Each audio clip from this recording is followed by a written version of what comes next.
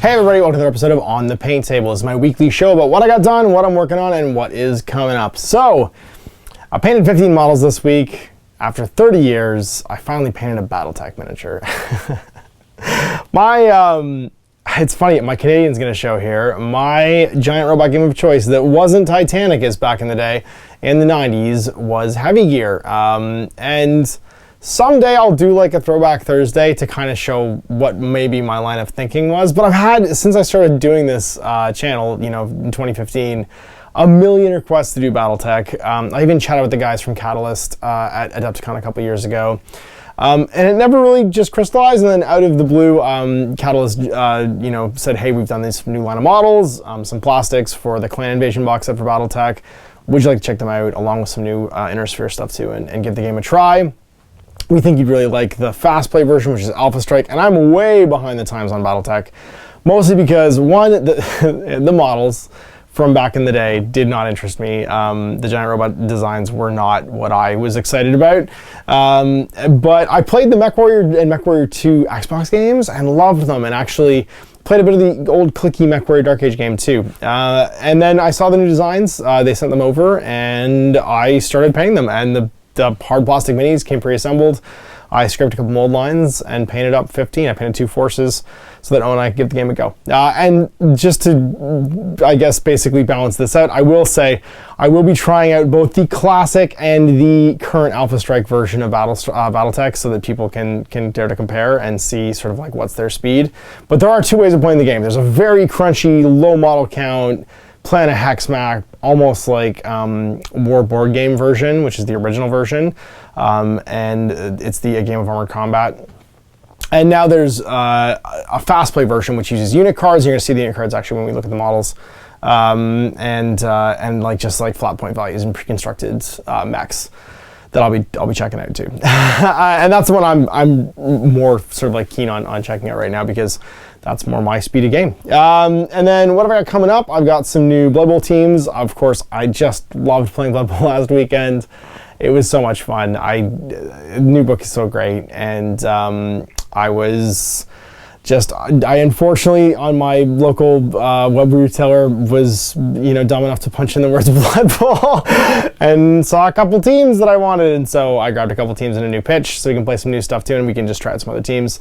As well as finally found the 28 mil base that I was looking for forever for my Scions of the Flame, and Nick is probably going to come in next week and we'll play some more Warcry 2, playing through the convergences for the Scions from the Warcry Catacombs with the new dungeon boards, which I also picked up. And I got 2 more of my Valiants to finish up playing or paying up my Valiant selection for Bot Wars.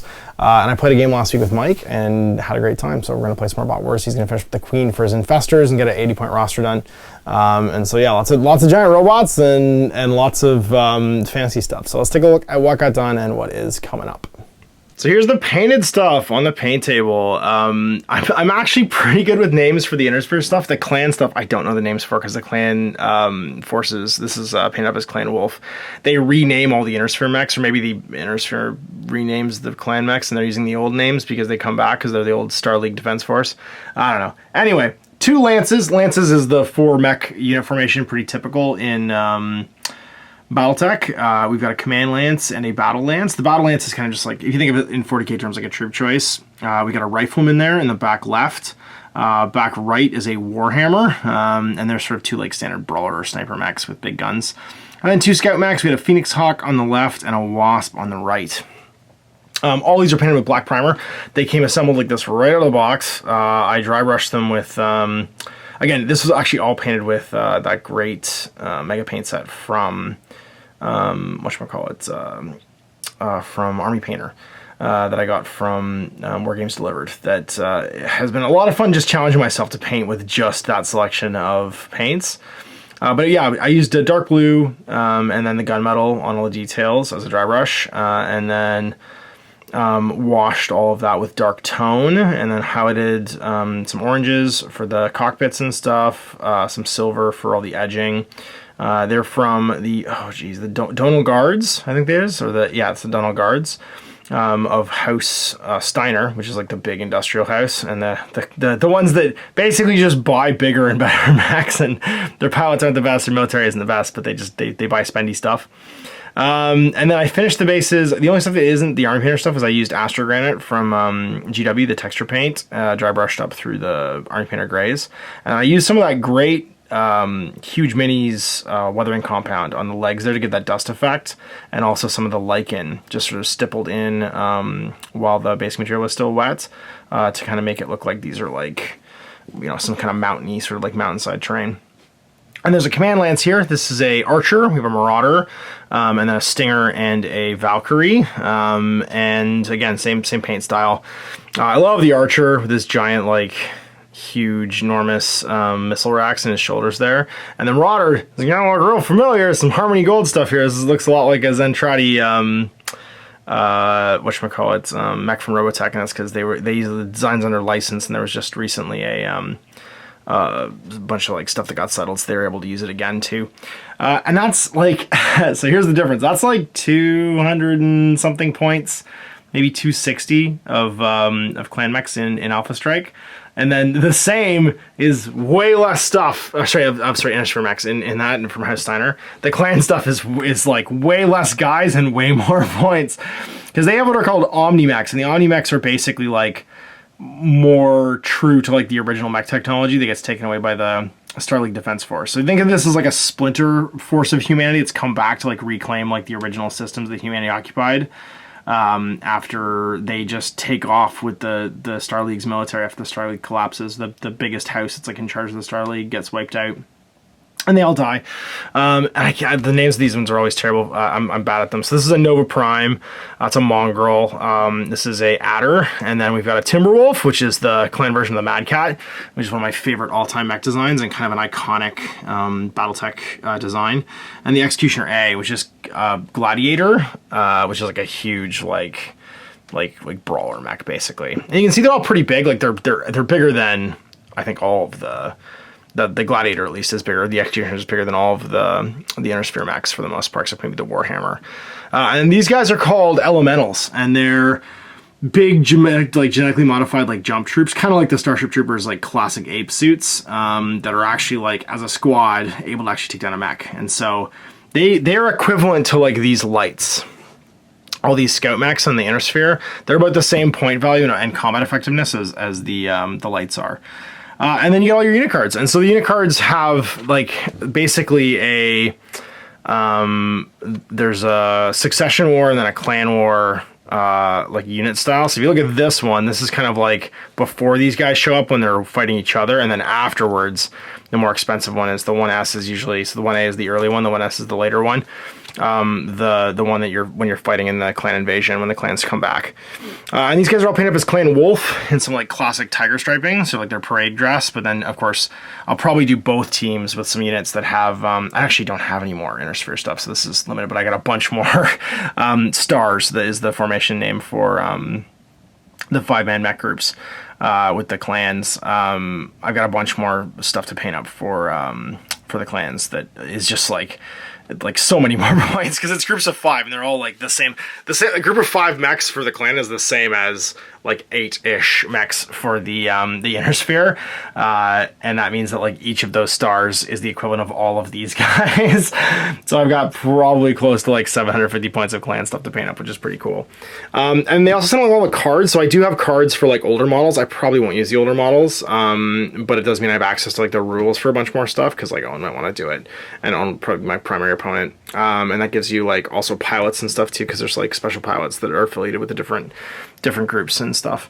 They were a ton of fun to paint. Sorry, a paint scheme for these guys. I actually did use a non-army paint here. I based these with the Griffhound Orange from Citadel's Contrast Paint line, which works great on these mechs, and then gave them a dry brush with the oranges that come in the Mega Paint set. And then everything else was highlighted pretty much the same. I used like the dark stone for the weapon casings, some of the purples for the cockpits, and the gun model, and the dark tone for all the metal bits. These guys were just prime black, and then dry brushed with some of the army greens that are in there, and the bases were done the same way.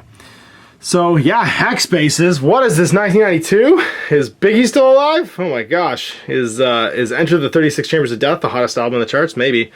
We'll see. We're gonna give this game a go probably on Monday, and I'm pretty pumped. We're gonna hopefully get the rulebooks to give it a try and see what we think. So yeah, look forward to that. And then stuff coming up. Yeah, I went a little crazy. I ordered, so you remember last week I said I was going to repurpose all my stuff from Blitz Bowl into the Middenheim Maulers Little Alliance team. Well, then I discovered there was actually a box, and it was like a splash release, but my local online game store had one. And I was like, oh, I won't repaint my Blitz Bowl. And so I put them all away, and I picked this up, and I actually get to paint the halflings. And that was what I was the most jazzed about, because if you remember, I was going to use Grek and Crumbleberry as my halfling and my ogre, but then I was like, nope, I'll just get another Blood Bowl ogre and we'll paint this. And you get a ton of models in here. You get a sprue of 3 halflings, and then you get the 2 6-man frames for the dwarves and the humans. And that means I get to actually do a whole Alliance team in actual color. So the Midnight Maulers might get painted. I think they're going to, actually, because I really like that purple, blue, and white scheme. And I'll probably use some Citadel contrast for that, actually, because I think that'd be super easy to do. Do I want to do that? Or do I want to just do them black and then dry brush them purple and then paint all the blue and the white? Decisions.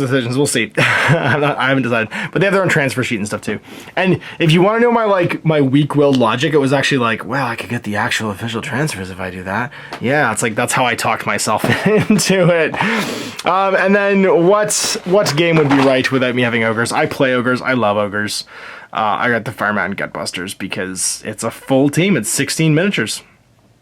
You get an absolute plethora of Snotlings who are adorable and hilarious, and some really, really cool looking, 4 different really cool looking ogre minis.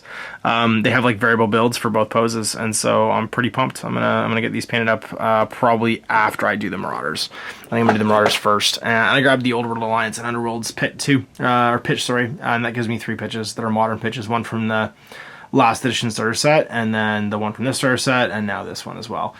I mean, I don't think I'm ever gonna do a 3-person little Blood Bowl weekend tournament thing, but I'd like to, and so I have the stuff now. So Bot Wars, I got Short Stride to paint up, and Cadmia, I think her name is, and my last 2 Valiants to get painted for playing some more with Mike. It gives me a whole bunch of unit options to play with my Valiants because I have two biggies.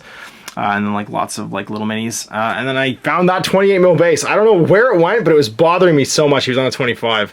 So I actually have the proper basing for my Scions, and I'm gonna get them painted hopefully this week too. Along with some other stuff. Nick's gonna come in for some more games. We've actually inducted him into the Crusade, which is awesome. He's gonna play as orcs in the Crusade, so it's given me the impetus to do some combat patrols. And I played a combat patrol against him with each of my forces so far, my Ultramarines and my Death Watch.